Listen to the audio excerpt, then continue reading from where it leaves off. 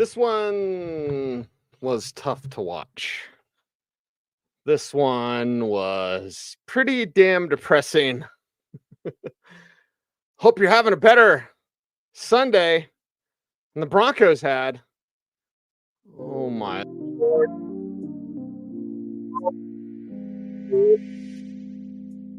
All right. Let's get this thing over with, right? Oh my goodness. Broncos disappointing.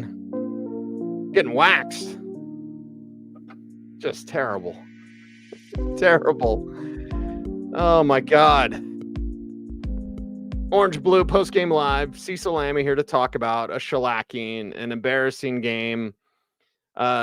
Just one of those things where the talent gap was obvious. I'm not going to say huge, but you definitely saw out there how talented the Ravens were compared to how talented you were. This game was close early. And then that touchdown to Zay Flowers right before halftime. Got my sparkling water here. It's disappointing me. What a disappointing game, especially with the way that it started. And you thought, even though this team was not playing perfect football, they were right there in it. And then Zay Flowers got a touchdown before the half. And then things just got completely out of control. That's for sure, in terms of the Denver Broncos and what happened in the 41-10 shellacking by the Baltimore Ravens. Both these teams enter 5-3. Both these teams start 0-2. Now the Broncos are 5-4 and the Ravens are 6-3. So we're here to talk about it, get it off our chest, get rid of the feeling, and then get ready for the Kansas City Chiefs in a game that, well, it seems more winnable than this one. And I had predicted a high-scoring game for both teams. Only one team got to the high scores. I had predicted that the Broncos could hang in this one. I did not see this as some sort of impossible victory. Still don't think it would have been. But clearly you can see how Baltimore's roster is just built better. That's why they're a true championship contender, despite their 0-2 start. Getting a lot of messages and text messages from buddies out there of like, you just don't see the talent on this team. Okay, I get that because you clearly see it on Baltimore's side. So let's talk about it. Like I said, let's get us off our chests and, as Jay-Z would say, on to the next one, because this was tough to watch pretty much after halftime, really. And it was that Zay Flowers thing. It just took all the air out of the sails of the Denver Broncos. Zay Flowers, an amazing player, first-round pick. Boston College, saw him at the Shrine game a couple of years ago, and he certainly paid off in a big way. 5 for 127 and 2 touchdowns. But it was that touchdown before the half that really got the Broncos out of it, because you're thinking, okay, can you go into halftime like 17-10? You were hoping it would be 17-14. Some Broncos to definitely highlight in a, I don't want to say negative way, but some Broncos to highlight of like, they just had bad games. Garrett Bowles had a bad game. And why is he not helping up Jaleel McLaughlin? Like, again, I'm not going to read too much into anything. And Garrett is a leader and he's really nice or whatever I got to say. He didn't help up. Jaleel's holding his hand up like right in front of him. He didn't even see his own guy to help him up. That was in the first quarter. So I put a pin in it. I watched it. And then, of course, saw the holding penalty on Garrett Bowles. Just a bad game overall from him. Bad game for Quan Alexander, who was supposed to be the guy to help you slow down Derrick Henry. I'm not going to say stop Derrick Henry. Bad game for Devin Key. Certainly missed PJ Locke out there, to be sure. And again, back to the Zay Flowers play. Zay Flowers, big touchdown. I mean, Devin Key's got him, and he just let him go. And Zay Flowers is feisty. Think of like Steve Smith, feisty. He's not a big guy whatsoever. And he just pulled away from Devin Key and everybody else on that Broncos defense. And then Jaquan McMillan, he did not have a good day either. So, and the Little Jordan things got off to the wrong start. And I'm going to say some stuff that may be offensive, but get offended as you like, because I'm pretty pissed off about when Bo Nix is your second best receiver on this team. Bo Nix is a better receiver than Troy Franklin, and Bo wasn't perfect today. We'll get to that. Bo Nix is a better receiver than Lil Jordan Humphrey. I don't care if he's Sean's guy and Sean's the smartest guy in the room and he discovered electricity. Just ask him. Like, I don't care about any of that. It's a results-based business. I'd rather see more Devon Vele. I'd honestly just rather see Marvin Mims get more of an opportunity. He was your first pick, Sean. Like, again, I know Lil Jordan's your guy and he can block and whatever, but he can't catch. And you start off the drive, you get the ball.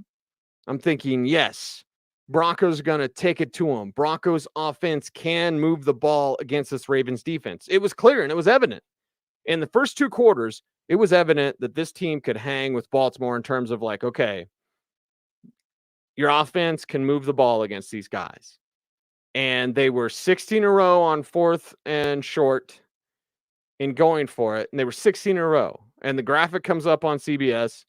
I'm telling my buddy Zach, shout out Zach at Dave & Buster's, where I did a public appearance. And it's like your game day home right there at Dave & Buster's. So shout out Zach. But I was like, I don't want to see that. Hey, it's 16 in a row. The Broncos get 4th and short, 16 in a row. And then they went like 1 of 4. I'll look at the exact numbers, but then they missed the 2 next 4th down conversions. But Lil Jordan Humphrey, nothing good happens when you throw to him. Okay? And maybe I'm superstitious. Maybe I'm just a little stitious. All I know is that the next big play that Troy Franklin makes will be the first one. Like Troy Franklin, Lil Jordan Humphrey, I don't need to see you guys. And the Broncos are unlikely to be buyers at the trade deadline, although a pass-catching running back may still happen. We'll see about that. Running back-wise, they certainly have some things to concern themselves with, that's for sure. But I look at this with the Broncos, and I'm like, I don't want to see Lil Jordan Humphrey out there dropping passes or getting passes knocked down or whatever, like tipping things up so that it gets picked off from Bo Nix to start out the game.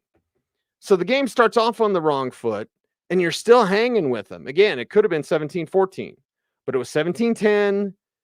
Somebody in the chat room tell me there's like a little bit of time left, less than 2 minutes left in the half, and then you just give it up on the Zay Flowers play, and it just broke your back. Like they could hang, and they were right there, and within a score, and then all of a sudden Zay Flowers says, nope, 24-10 halftime, game over. You didn't score the rest of the game. 41-10 the final score, and Baltimore got in Josh Johnson with, I think, 8 minutes left in the fourth quarter because Josh Johnson came onto the field, and I think they named a lot of his teams. They didn't name the Denver Broncos. He's part of the Broncos. They could have said that. And we get into, and again, I'm going to say stuff, and I guess I apologize. I don't know. I'm just kind of pissed off right now. Got to be honest. Not going to lose my mind. I know everybody likes that when it's like I lose my mind. I'm like going to throw up in my garbage can here. Although that would be bad because it's one of the basketball garbage cans. So that'd be gross. But I'm kind of pissed off when Tony Romo goes into clown mode, right? When we get Tony Romo stand-up comedian mode, it's just, it tells you where the game's at, right? So I guess I'm not pissed at Romo for not being funny, but I am pissed because the Broncos they were just so terrible. Josh Johnson comes in 8 minutes left in the fourth quarter. They name off every single one of his teams except Denver. He's played for like half the league, and Josh is a friend.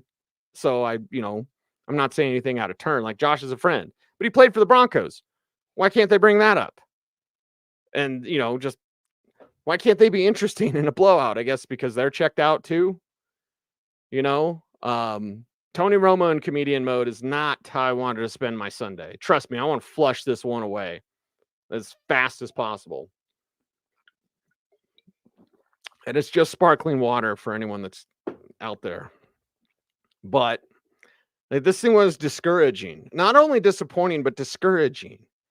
Because you weren't playing perfect football. Again, Lil Jordan Humphrey taps up in the air, gets picked off. Bo Nix first passing attempt. Like, for the love of God, You're playing against Baltimore. You can't have those things. And Bo should have put it in a better spot. But little Jordan, the last thing you want is to play flipping volleyball with it, right? Like, that's the last thing you want. And yes, Bo could have put it in a better spot. And I don't want to hear the Bo haters. If you're in the chat room, I'll just ban you if you're hating on Bo. Now, you can tell the truth on Bo. Bo wasn't good, right? But I'm sick and tired of the pendulum that's been swinging of like, he's a third round pick to, oh my God, everybody. Like, you should have already been on the positive side with Bo Nix. He didn't play well today. You didn't help him much with little Jordan Humphrey out there batting the ball up in the air. Like, dude, nothing good happens with little Jordan Humphrey. To quote Sir Smoke-A-Lot, why? Like, why? Why are you throwing him the ball? Why is he even out there? Why isn't Devon Vele doing more? Why isn't Marvin Mims doing more? Where's A.T. Perry? I guarantee you in the chat room, I've got somebody asking about A.T. Perry. When the Broncos going to do about A.T. Perry? Yeah, I'd love to see it. I'd love to see anything other than little Jordan Humphrey or Troy Franklin. Sorry. And again, I'm emotional and opinionated. And when I watch the coaches tape and I don't have to listen to comedian Tony Romo, this is why I watch the game on mute. That's exactly why. And I guess I'm the dummy. I'm not a dummy. I guess I'm the dummy that watched it with the sound on. So, maybe that's on me. And again, I'm not angry. I'm always angry. I'm just discouraged because it was there. Like, there was a different game script there. This is embarrassing. The Broncos on the come up. Even Romo, before he went into comedian mode, was like, I think these guys will make the playoffs. I think so too. But when you face a playoff team, okay, getting back to the playoffs would be a great hallmark for this team that hasn't been there since they won the Super Bowl. And that was way in the past. We're almost talking a decade now. So to get to the playoffs, that would be a mark. But to get the playoffs and get waxed, by Buffalo, right? Or name a team, whoever. Is that what you want? Or do you want to show you could put up a fight? I would have much rather, even in a loss to Baltimore, I would have much rather had the game, had them show a little bit better. I mean, Baltimore just pulled away and Denver couldn't do anything. And outside of Cortland Sutton, I mean, it's just not there. When you look at their second leading receiver was Javonte. Troy Franklin, 1 for 19. And yes, Bo overthrew him on that touchdown. Again, that's another bad throw from Bo Nix. He had an overthrow for little Jordan in the end zone, which whatever they were saying, it was Humphrey with the PI, but it wasn't really PI. And it's little Jordan Humphrey's never going to get that flag. He overthrew one to Court. Now, Court did catch one that was a little bit too high. And when a ball is high, it means your delivery point. Like his feet are better, still not perfect, and he's thrown on the run sometimes. But when your delivery point, you don't get that follow through like you need or you want to. Sometimes people point with the index finger, but you'll let go of it too high and it'll sail. And that's what happened with a few passes for Bo Nix. He was overthrowing guys. So that's not a foot thing. It can be. And again, just watching the game broadcast, I'll watch the coach's tape. That's something that could be cleaned up. So I'm not going to let Bo Nix off the hook, but I also know he's a rookie. He's going to struggle and you need to help him. And little Jordan Humphrey playing volleyball with the football, that doesn't help. Troy Franklin and just the timing. It's a nice story if it flipping worked. His college connection with Troy Franklin, it doesn't work. It doesn't work. So we can talk about it all day. It's like connecting with your college girlfriend or something. Like, it ain't working now. This isn't college, I happen to be friends with some of the people I went to community college with. Like, shout out Chris Harp. If he's in the chat room, Jedi Sith Lord. It was his birthday a week ago or so. Happy birthday, Chris. Anyway, it's like, that's a great story, but until it works, I don't really need to see it. I don't need to hear about it. It's his college teammate, Troy Franklin, who either lets pass slip through his hands or Bo overthrows him. And I don't really put that one on Troy. I put it on Bo for overthrowing him. But that connection, there should be no overthrowing. He should know how fast he is. I don't think Franklin could have been faster on that play. And again, I'll go back and watch it and see, if there's any disruption in the way he ran his route. But they do this levels concept with Sean Payton, and it can work, but it has yet to really work consistently. It can work. You saw it. Troy Franklin was open on that play. But damn it, Bo Nix can't do this all himself, right? And this is a perfect game where someone's going to pipe up and be like, he was 19 at 33, 223 yards, no touchdowns, 1 INT, was sacked 4 times. Like, I can just hear the chorus of Knicks haters right now, and it bugs the crap out of me. Because Knicks isn't the reason you lost this game. Now, he's not the reason. I mean, he didn't play perfect. Let's say that. But you can't expect a rookie. Hey, rookie, why aren't you doing everything with no talent outside of Sutton? Like, that doesn't make any sense. Jaleel McLaughlin can't break a tackle. And 5 carries for 10 yards. You know, Shania Twain, don't impress me much. 3 catches, 10 yards. Again, don't impress me much. You know, nicest guy ever. Gets there at 5:30. Get there at 5. It doesn't matter. Doesn't matter. Jaleel's the guy that works real hard. It just has a certain cap on what he can do. And we've already seen it. You know, and I think we all have some people like that in, you know, we have people like that in all walks of life, all of our jobs. Sorry, I'm getting texts during the show. Leave me alone, everybody. We all have people like that. That's like, wow, you're a really hard worker, but there's a certain level you can go to, and that's it. And with Jaleel, that's it. So I would say Jaquan McMillan, Jaleel McLaughlin, Garrett Bowles, Quan Alexander, Devin Key. There's 5 players that didn't have a good game. And Jaleel got the opportunity. He's never going. I asked Joe Lombardi about that, and I didn't want to do the whole like Brandon Stokely says he should be the starter. What do you think about that? Because you won't get a good answer, even if you joke around with someone like Joe Lombardi. So I was just like, you know, what kind of role, you know, we've seen more of Jaleel. What kind of role can we see more? He's like, well, you never give him 25 carries, but we're excited to get him the ball more. He had 5 carries for 10 yards. And I'm sick and tired. It's week 9. Okay. So I don't feel I'm overstepping my bounds. Not that I have any bounds other than don't cuss. I'm not overstepping my bounds saying like I need to see more. I'm sick and tired of the, oh, damn it, he was almost there. Oh, damn it, if he'd only broke that shoestring tackle. He's never done it. He's never done it. So we can't sit here and be like, oh, so close. I'm enough, buddy. We've seen enough of those plays. I don't need to see any more of, well, Jaleel almost had a touchdown. You don't get points for almost touchdowns.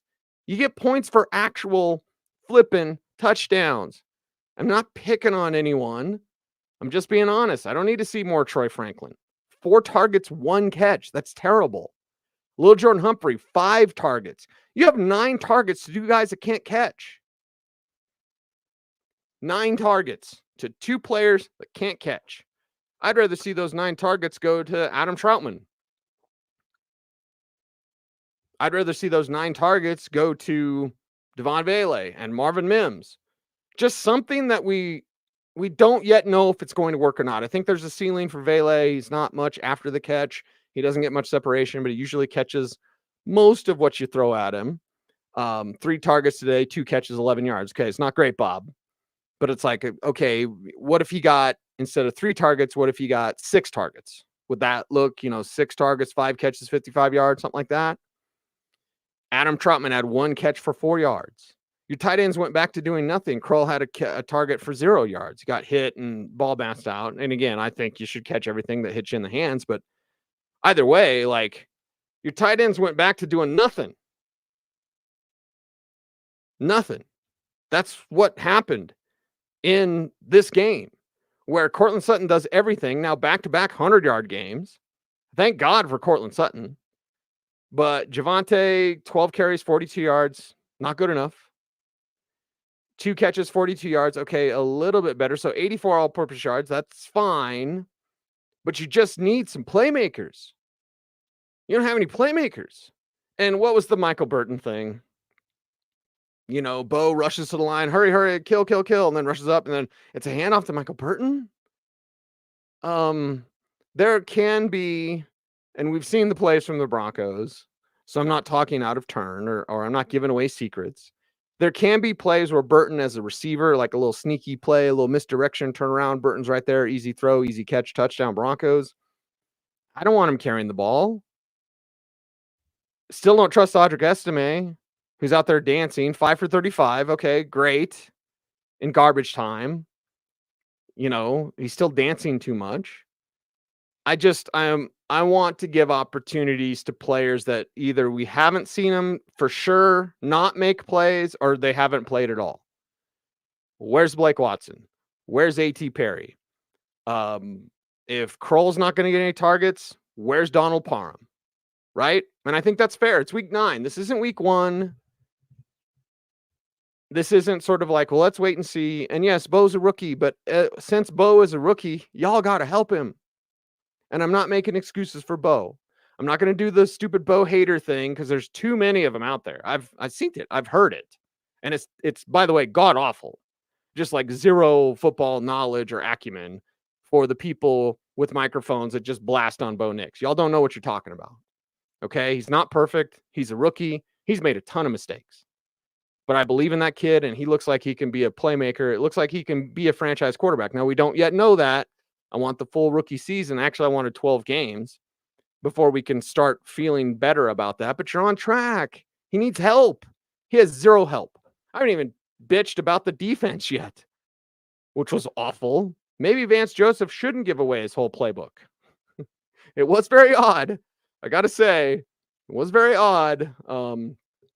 I think I texted Mace that it was curious that Vance Joseph did that. Like, hunt and grab. He didn't do anything. You certainly didn't grab Lamar Jackson. He didn't stop Derrick Henry. He didn't stop Zay Flowers. It's odd. It's very odd. Odd defensive performance from a defense that is a top 5 unit. If you want to say best in the league, I've bandied that about. And that's why I'm discouraged. Like, disappointed is like, oh, man. But discouraged is like, is this really what they are? Is this really, you're going to face an elite level team? And listen, Baltimore's defense is just it's not great, Bob. And you did have over 100 yards on the ground against them. So 122, again, some of that's Estime and garbage time. So whatever. But if you take away Estime's, then you got like 80 some yards on the ground. They averaged 69, I believe. 69 yards on the ground. So that's the problem with the Denver Broncos is like, you don't have playmakers, right? You don't have playmakers. So what the hell does that mean? It means you're going to lean on Cortland Sutton. You're going to try to eke out something from the ground game, and you're putting a lot on your rookie quarterback. I can't wait till Bo has more talent around him because Bo is really good. Bo is damn good. And Bo has some more learning to do, and nobody's making excuses for that. But to sit here and not realize, like, you don't have any talent around him.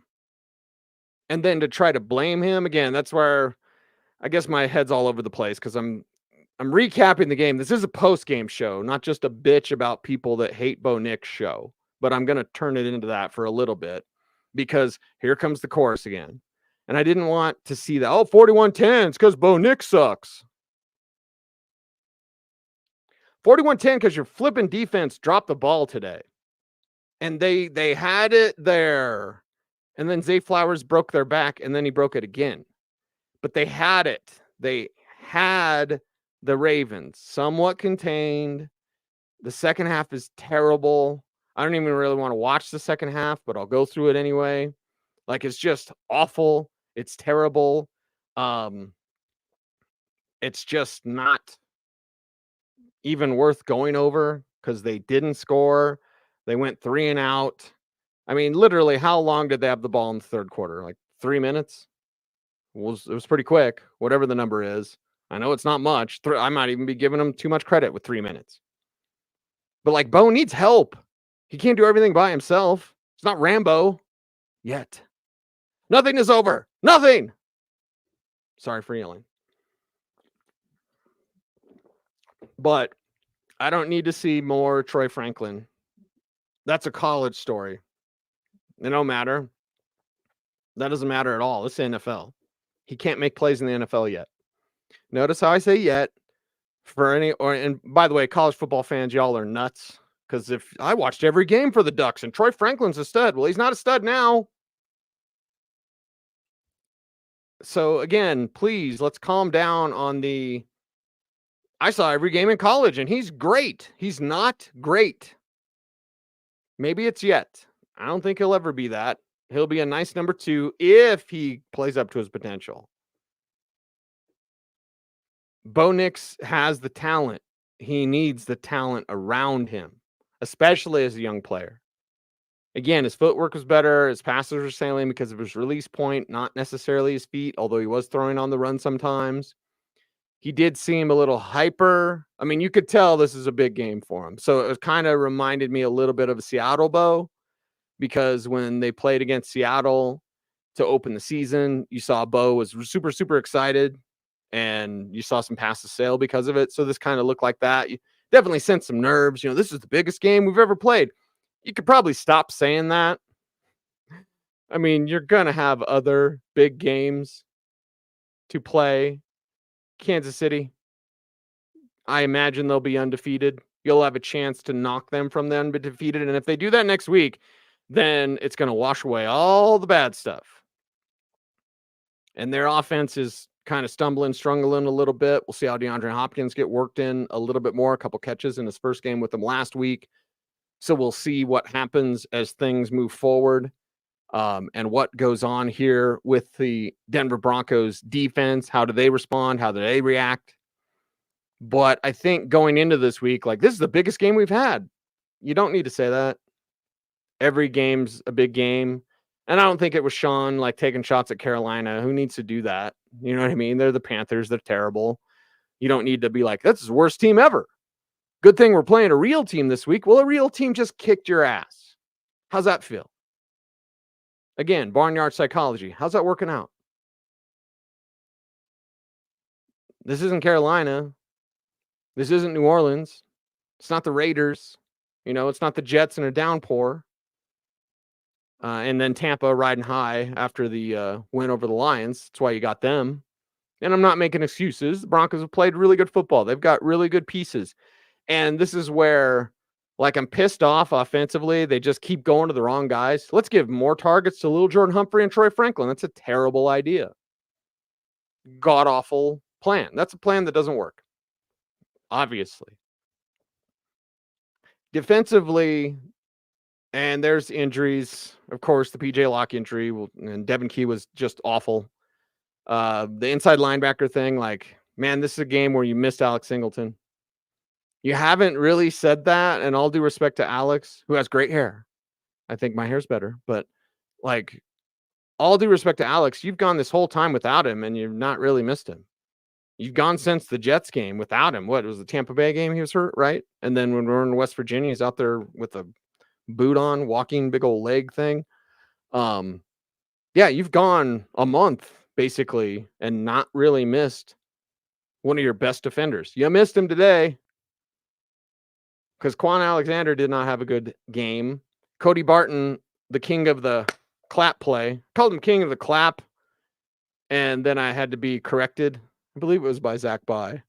No, king of the clap play. You know, oh, damn it. I was right there. Clap. It's kind of like Jaleel McLaughlin, right? Oh, damn it. If I'd only broke that shoestring tackle, I would have scored. So it's odd. It's very odd. And it's discouraging because Riley Moss is a baller. PS2 is a baller. I saw them both give up some plays. And Moss usually, like, the thing about Moss is he'll give up a play, but the coverage is always tight. He'll just, sometimes passes are you know, on the money, and you can't do anything as a defender to keep it away. And Lamar Jackson, again, get offended as you like, but hey, Bill Polian probably shouldn't call him a wide receiver. Are we done with that? We all done with that nonsense before the draft? right? Oh, I think he should be a receiver. Lamar's a pretty good passer. Pretty good. He's advanced so much as a passer. A lot of credit to Lamar Jackson. And it's coming from someone who I hate the Ravens. Like, I'm sorry.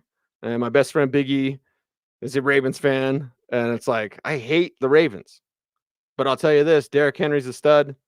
And Lamar Jackson is an incredible passer. And I've always loved Zay Flowers. Didn't think the Broncos could draft him just because I knew he was going to be a first rounder. But like, love Isaiah Likely. I wanted Likely instead of Greg Dulcich. So there's that. Anyway, getting off track. But I'm discouraged by this defense because Jaquan McMillan had a bad game. And I think the plan for Jaquan this week was bad anyway. And just kind of, listening to Vance Joseph talk about what he was going to do. And he wanted to hunt and grab Lamar Jackson. They did neither. He's just so dangerous and he doesn't need to run anymore. 3 carries, 4 yards. He can still run, but he doesn't need to. 16 of 19. Oh my God. 16 of 19. You sacked him once. By the way, that's Nick Bonito. 7 times in a row, 7 games in a row for Nick Bonito, tying Simon Fletcher, right? In 82. Top of my head, someone in the chat room, let me know. I'll get to your chat comments in a little bit. I mean, there's not much to say. They got their ass kicked. What do you say? Hey, everybody, you're this close. No, you are this close. You're not close. You played an elite team and they ran away from you. You played an elite running back and you couldn't stop him. Now, again, he's elite, whatever, but you expected a better defensive effort.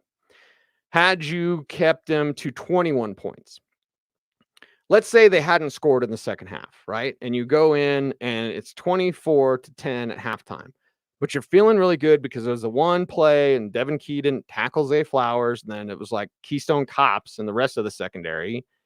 I think it was, and I don't want to put him on blast, but it was Jaquan, I think, that like did a somersault or something, ran over his own guy, whatever is whatever.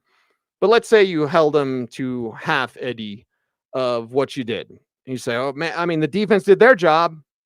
It's the old Starship Troopers meme. Like, I'm doing my part. I'm doing my part. Well, I didn't do blanket blank. Like, that was the Broncos defense. They didn't do anything. So, I could sit here and bitch for an hour, or I could just say my piece and then hear from you guys in the chat room. So leave your comments. I don't want to hear any Bo hate. Not because I'm giving Bo a pass, but it's like Bo doesn't have anything around him other than Sutton. Javante's not. Rank your starting 32 running backs. And whether it's Javante or Gilo, I don't even care. So take them both. Combine them. They'd be like 25th in the league. Most teams have a much better option at running back. Most teams' backups. Hell, Chicago goes 3 deep. Khalil Herbert is better. He doesn't even play for Chicago because he's actually technically 4th on their depth chart if Travis Homer, if you consider him, because Homer is a special teams player. So Khalil Herbert is inactive, and he's better than the Broncos starter, whether that's Javante or Jaleel. Miles Sanders doesn't play in Carolina. He's certainly not going to play now with Jonathan Brooks returning. He's better than what you have. By the way, Herbert and Sanders are players you could get for a day 3 pick, 6th rounder. Here's a 6th rounder for Khalil Herbert. Chicago would take it. He'd be your best back. Are you going to do that? Or are you going to sit on your hands? Because we have Javante and Jaleel, and we believe it's time to stop believing. It's time to see results. Cortland Sutton gets you results. Bo Nix gets you results. Little Jordan Humphrey doesn't do anything except turn over the ball. Troy Franklin does nothing except disappoint you. Like, I want results. But if defensively you had held them to, 24-10 and it's halftime and maybe you stop them on that first drive, you get the ball back, you don't go 3 and out. Again, I'm living in a what if world, but there were ways where you could have lost this game. Let's just say the final score is 24-10. And you'd be just like, man, I mean, that second half was a slugfest. Nobody could move the ball and the Broncos couldn't do anything. And there'd be a lot more to talk about than you just got waxed. An elite team was elite. And you, with an elite defense, were not at all. And this isn't one of those, like, you play this game 10 times in a vacuum and it's 5-5. No, this is a game where you play it 10 times and it's like 9 out of 10 Baltimore wins. You didn't have to play perfect to win this game, but I expected a better effort defensively that we just did not get.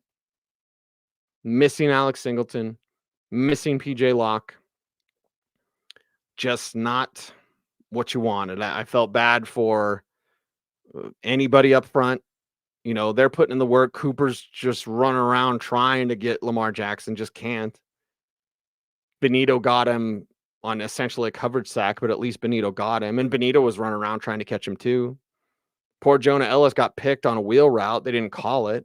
It's a hell of a design because you do a jerk route where you go in as a receiver and then you cut out. But by the time you go in, when you stop to turn around to cut back out, you're basically in the way of the defender, the edge defender, who was Jonah Ellis, who was on a wheel route with Justice Hill. And that should have been a touchdown. That was one pass where Lamar wasn't perfect.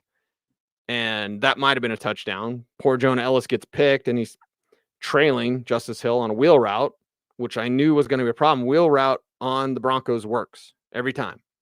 Receiving running backs, they struggle against tight ends. Although if you look at the numbers today, you know, Mark Andrews, 2 for 26. Isaiah Likely didn't get a catch. So you stop the tight ends, okay, but you couldn't stop Derrick Henry. You know, couldn't stop Zay Flowers. Had no plan there. So discouraging day for the Denver Broncos defense. And I expected more. I agree with Mike here in the chat room. I'm going to get to your chat comments right now. Thanks, everyone. And I know some of y'all like it when I lose my mind. I'm not going to lose my mind. It's a rookie quarterback, and they have growing pains, and they have no talent. They don't have enough talent, I should say, because Cortland Sutton is a hell of a talent. I love the fight that he's got, and I wish more people had his fight. I really do. Now, Mike says we got to stop putting the offense on rookie shoulders with no playmakers. Getting rid of TP looks dumber by the week. Yep. Jody's a real one. Always see Jody in the chat room. I give a toast of Topo Chico to you, Jody. To be honest, Denver has Nick, Sutton, and nothing on offense. Where's the lie in that? There is none.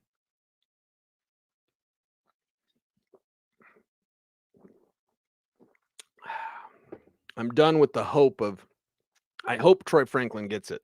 He's not getting it. Maybe he gets it next year. You know, I don't need to see Audric Estime. And I know that you learn things from production meetings. And one of the things, and Sean Payton's talked about it before, so it's not like some secret that Jim Nantz said. But when Audric Estime got in and Tony Romo wasn't being a clown at the end, which is so bad, Nantz did reveal, like, Sean Payton had a really high grade on him. Your grade was wrong, Sean. Your grade's wrong. Running back should come in and look like that. Unless you're Thomas Jones, and that's a blast from the past, 95 draft. Thomas Jones didn't do anything with his time with the Cardinals. He was a first-round pick. Went to Tampa for half a year, kind of got it, and then went on with Chicago and with Kansas City, and he was like 1,000-yard back most every year after that. But it took him like 4 years to really get it and 3 teams before he got it. And he was, I think it was with the, Jets and Kansas City. A little bit Chicago. Why am I remember him with Chicago? Either way, most running backs come in right now. Can you play? If you're a running back, I can see it right now. Well, right now we see that Javante's just okay. Jalil's just a change of pace back. And Audric Estime is not good enough. That's what we see right now. So I don't care. And trust me, I'm Mr. Draft. I'm super guilty of this. Like, super guilty of this. Because I'll like a guy before the draft, and I'll give him a lot of chances that perhaps I shouldn't, but I'm just some loudmouth schnook on the radio and YouTube. I'm not running a team. I don't care if you had a high grade on Audric Estime. What's he done? Now, he didn't fumble, but oh my God, what's he have now? Let me do the quick math. 16 carries and 2 fumbles. That's still way too much. Melvin Gordon thinks he has a fumbling problem. It's pretty bad when Melly Mel's saying that. He's not saying that, but I'm sure he's thinking it.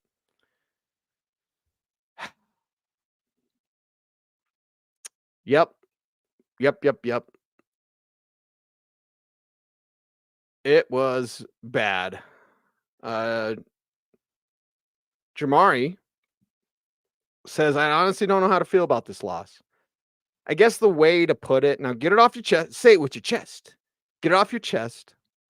But the way that I'm going to sum this up on Tuesday, I'm going to be upset about this today and then tomorrow.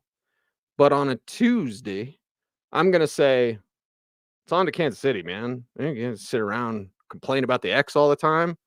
You gotta go, right? You gotta go. So, how do you feel about this loss? An elite team kicked their ass. They're not elite. Hey, everybody, the Broncos aren't elite. They can't hang with the elite. That's how you feel about it. Doesn't mean they're a bad team. Doesn't mean hardly anything about Bo. And I'm going to listen. I'm going to be mindful. I don't want to hear many people say anything about Bo. And he overthrew receivers and he was not perfect and whatever. Batted passes, couple of batted passes. You don't normally see that. Not letting Bo off the hook at all. But I don't want to hear anyone's, I'm out on Bo. It was just stupid. That's stupid. Don't say that. That's dumb. 2 rules in life. Don't be dumb. Don't be in a cult. I'm out on Bo Nix. That's the dumbest thing of all time. You should be in on Bo Nix. But when you're in on Bo Nix, you need to go get him some talent. So I would actually be a buyer at the trade deadline. If there's nothing more glaring than you should buy at the trade deadline, it's this. You're in a playoff window. You have a chance to make the playoffs this year. Bo is ahead of schedule. You have a chance to make the playoffs this year. You're going to mess around and be like, well, we'll just sit on our hands with Troy Franklin and Lil Jordan Humphrey because he's Sean's guy. No, go get him some talent. Go get him somebody. Anybody. Go get a veteran. Go get something. I know the Steelers were sniffing around Christian Kirk because they're searching for wide receiver talent, and they were out on Devontae Adams and all that kind of stuff. Kansas City's been making some inquiries, and then they get DeAndre Hopkins. Why can't you do that for Bo? The Ravens get Deontay Johnson. They're not even going to use him. And I know one of my AFC North guys was like, yeah, you don't want that guy in your locker. I'm like, okay, I learned some stuff. And this is a NFL person's opinion. It's not my opinion. But if that's why, and the Broncos were interested to a certain point, but there's just a late pick swap. Well, how interested are you? Hey, will you take Navalent? No? Okay. Well, we were interested, guys. You got to do business, man. And the business of football is, throw him a late round pick. Here's the 5th rounder, Deontay Johnson. You just need some help for Bo. Can you go get David Njoku? Can you go get Evan Ingram?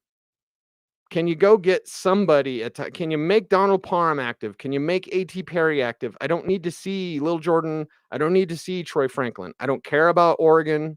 It's not Oregon Bo anymore. Sorry to all the Ducks fans out there. And y'all are mostly good people, except for the one guy when I was in Portland because my daughter's Oregon State. And I was wearing my Oregon State polo. And this guy was giving me a death stare. I was like, dude, I'm paying a bunch of money. Can you not give me the death stare because Oregon State and Oregon hate each other? I don't care. Anyway, can you get Bo some help? Chris saying, does Estime stay in the cupboard for the year? I mean, I would. I don't really care that Sean Payton had a high grade on him. Doesn't matter. I want to see Blake Watson. I want to see Tyler Bidet. If he can come back, can Bidet? We were going to see... I'm not going to say he would have started against the Jets or would have had a large game because, of course, Javonte started. But, I'm not going to say that. But, we could have seen a pretty big game. We could have seen a transition from Javonte to Tyler Bidet had he not gotten hurt. So, is he the answer? Yeah. I'll take anything. I buy that for $1. I will take anything because what I see now is not working. So that's it. I think Tim sums it up really good. Just a bad day against a good team.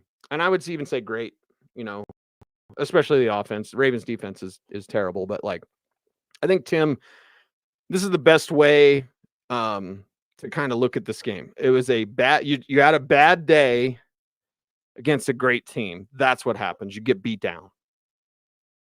If you'd had a good day against a very good to great team, then maybe you could have hung around. Maybe you could have won it at the end, last second field goal. That's how I said the Broncos would win. I think I had it 31-28 or what it was. Let me do the math. 30-27, I think. Like Broncos 30, Ravens 27, and it's the last second field goal. He put you over the top. Like if you had had a good day against a good to great team, that's where you could have been. But you had a bad day. And part of it was your fault for execution. I still think his levels concepts were working. Sean had a somewhat good game plan. Going for it on fourth down all the time, that just reeks of desperation. You don't need to do that. Now, they'd been really good at it, 16 in a row, but then you went whatever the number. Somebody in the chat room, look it up for me, please. Please, for the love of God. It was like 1 of 4 on fourth downs or 1 of 3 or whatever it was. It's like, so I don't think Sean was as on the money as he was against Carolina and New Orleans. He had really good game plans in those games, but this game plan was still had some perks to it. But it was execution. It was execution from your quarterback and overthrowing guys. It was execution from your receivers and not getting open. Watch the tape or the replays when Bo would take off to run because nobody was open. Cortland Sutton's coming through, and God bless Cortland Sutton. He's about all you got. But you don't use the tight ends after you just uncovered that. That could have helped. You didn't attack Baltimore as much as where you needed to, where they were weak. So there you go. 1 of 5. Is that right, Seth? 1 of 5? Because Cristiano is saying 1 of 4. Either way, appreciate y'all for the help. That's for sure. Joey actually says versus a bad D. I like going for it on fourth downs. Well, you only scored 10 points. So like, and again, the one that was 4th and 4 where Bo overthrew Troy Franklin, it was 4th and 4. 4th and 1's a little different. Get a push. Don't give Michael Burton a carry. If you pitch it on a 4th and 1, make sure it's Jaleel and not Javonte. Like, that's just not Javonte's game. He's not, we're going to pitch him on a, little fake dive and then pitch out. Like, that's not what Javonte does. And I thought it wasn't conclusive, but the Ravens challenged it. And then they said he didn't make it on the 4th down. So like 4th and 1 is a different thing, Joey. When it's 4th and 4 and you're going for it, that looks desperate. That looks desperate. So there you go. Ha. Mr. Yellow Flag Bowls says crazy Villas. Vicky says we're wild card 1 and done team. I'm good with that this year. Okay. But are you good with a beat down in the wild card? Because that's the thing. Like, you can make the wild card and almost lose. You're 1 and done. Or you can make the wild card and lose 41-10. What do you want? Is it better to just not make the playoffs and be like, man, they were so close. They just missed out on the playoffs because of that tiebreaker with Pittsburgh or whatever. Roport, y'all didn't like the Bo touchdown. I said it earlier, Roport. You might have missed it. Appreciate you. You're a real one. You're always in the chat room. But I said Bo Nix was their second best receiver behind Cortland Sutton. It's pretty bad when your quarterback's your second best receiver. KW says, still like Bo, think he's getting better. Talent on this team shows against good teams. That's another perfect way of putting this. So it's like a bad day against a good team, and you see the talent difference. It's tremendous, and not in a good way, but it's a talent difference that's just wide. It's really wide. I mean, they got Deontay Johnson, who'd be your second best receiver, and they're not going to use him. Deontay Johnson, when he's up to speed with Baltimore, will be like their 5th option behind Zay Flowers, Rashad Bateman, Mark Andrews, Isaiah Likely. Hey, there's Deontay, or pass catching running back. So the guy that they're not going to use, that they got for nothing, would be your second best guy. That tells you a lot. That tells you a lot. And Kansas City coming up next. Can you knock them from the unbeatens? That's what I'm going to be talking about all week. All week on Dover and Cecil 10 a.m. to 2 p.m. on 104.3 The Fan. And then, of course, Orange and Blue Today with myself and Andrew Mason. So make sure to stay tuned for that. Russell brings up something that in a closer game, I would have brought this up as well. What was that Baron Browning play? What was the Baron Browning phantom tripping? He didn't get any contact. I just felt the refs were off, but you can say that about most any game. In a close game, oh, you bet your ass I'd have been all over the refs. Oh, this is terrible. The NFL needs full-time refs. In a blowout, I'm just like, yeah, the refs are bad because they're bad in most every game. By the way, bad calls with the refs. Wait till you play Kansas City. Osbaldo, I agree with you. A.T. Perry is better than Little Jordan, Franklin, Mims, and Reynolds. I agree with you. By the way, Reynolds can return next week. We'll keep an eye on that. Daniel says it looks like last year, only Sutton. That's right. Tim, a lot of this is on George Payton. Yep, I would agree with you. Your talent. And by the way, it's not only on George for some of the picks and offensively picks. Like defensively, I like Jonathan Cooper and Baron Browning. Offensive line wise, you obviously love Quinn Miners. His very first pick, Pat Surtain's a super megastar. So, there's some hits for George. But then when you're getting Mike Boone and, getting rid of Philip Lindsay, when you are, making these decisions of not drafting Isaiah Pacheco and taking Montrell Washington, who clearly can't play. I can't believe the guy from Samford didn't make it in the NFL. Like, there's just some of these decisions with your skill positions. And whether you want to blame the Marvin Mims pick on Sean Payton or the Troy Franklin pick on Sean Payton, Sean was really high on him. And okay, well, Sean's not a scout. Sean knows talent. George knows talent. But you got to come together on some of the skill positions. So I'm not going to pin everything on George. But what I will say, Tim, because I mostly agree with you, is I will say this. Russell Wilson deals on him. Why don't you have any picks? The Russell Wilson deal. Nathaniel Hackett deals on him. Remember behind the Broncos? Let's go in depth as the Broncos search for their coach and end up with Nathaniel Hackett. What? That's like, let's make a deal, and you go behind door number 3, and it's a box of rocks. I want to be somewhat nice. I was going to say box of turds. But either way, so yes, there are parts that are on that. Osbaldo said T. Higgins. T. Higgins is hurt. So, and I'm not saying Osbaldo's doing the Stoke thing of like, yo, get a first rounder for T. Higgins. No. He's a number 2 and he's always hurt. He's hurt again. Yep. Carlos says Bo's really trying to be like Dell and Stroud. Franklin's just not it. Yep. Franklin's not the guy. It doesn't mean he can't be someday. I'm not giving up on Marvin Mims. Mims has another year, but they don't use him. And Troy Franklin probably has another 2 years before you can say, yeah, it didn't work out. But they're using him and it's terrible. Tripping call was trippy. I thought Quan played Skurd today. Quan definitely did not have a good day. That's for sure. Can we get Bernal Parham? Yep. So let's play the hits, man. Let's play the hits. And the officials were terrible. They're going to be terrible against Kansas City. Kansas City gets all the calls. That's for sure. All right. Okay, everyone, that's a wrap. I'll wrap a little bit early. Again, sorry for yelling. And Bo Nix has the ability to be the franchise quarterback that you need.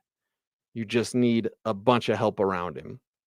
And especially right now. Like later on, can he elevate the game of guys like Troy Franklin? Yeah, that's when he's in his 5th year and he's on his 2nd contract and he's well paid. Like right now, he's Rookie Bo. And Rookie Bobby. Rookie Bo is going to have some struggles. So Joey says Mike Patton rules. Well, because of that, I'll bring that up because Mike Patton does rule. And instead of saying, Wolf Mother, you suck, he should say, whoa, Denver Broncos defense today, you sucked. What happened? It's Broncos defense. I'm perplexed. Like my man, Mike Patton. The GOAT, by the way, the GOAT. Speaking of GOAT, there's my buddy Mark. Hi, Mark, you're the GOAT. Call me. Actually, don't call me. We need a Zoom meeting. Anyway, that is a wrap for today's program. I tend to get quiet after a few cold ones. All right. Yeah. Mm-hmm. And I agree with Crazy Villas. We'll start feeling better on Tuesday. Yeah. Tomorrow I'm going to complain about this some more. Dover and Cecil 10-2. Hey, complaining radio. Ass crack and ball sack. It's mayhem in the AM. Yeah. Tuesday. It's time for the Chiefs, man. And if you beat the Chiefs, I'm not saying you'll forget this game, but if you beat the Chiefs, you knock them from the ranks of unbeaten, because I don't think Tampa Bay, without Mike Evans, Chris Godwin, are going to beat Kansas City on Monday night. Just a total guess. Bucky Irvin's banged up. Jalen McMillan's banged up. Sterling Shepard is just coming back from injury. So it's like Baker the Baby Maker and Cade Otton are not going to beat Kansas City, even Kansas City struggling on offense, although they looked better last week when Pat Mahomes threw his first touchdown of October last week. Beating Kansas City will make this feeling dissipate. Not go away forever. You played an elite team, you had a bad day, and they just boat raced you. But you beat Kansas City now. And you can beat Kansas City, just like you could have beaten Baltimore. Had to play a lot better. You can beat Kansas City. So on Tuesday, I'm looking forward to talking about Kansas City. I'm looking forward to put this one behind us and Broncos country. All right. Estimated and fumbled baby steps. All right. That's right. Everyone, thanks for watching Orange and Blue today. Thanks for watching our Denver Sports YouTube channel. Like, comment, share, subscribe, hit the notification bell so that you never miss a vid. And I appreciate you very much. I'm Cecil Lammey saying, what happened? Stay tuned. And as always, stay frosty, baby.